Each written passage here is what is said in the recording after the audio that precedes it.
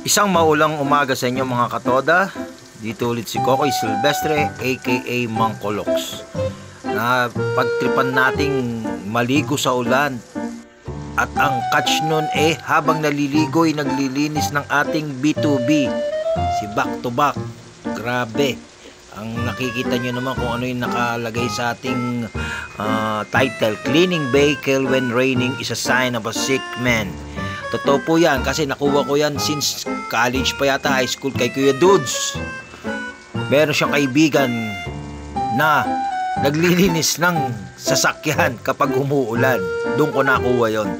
Cleaning vehicle when raining is a sign of a sick man. Hanggang sa muli mga katoda. Enjoy!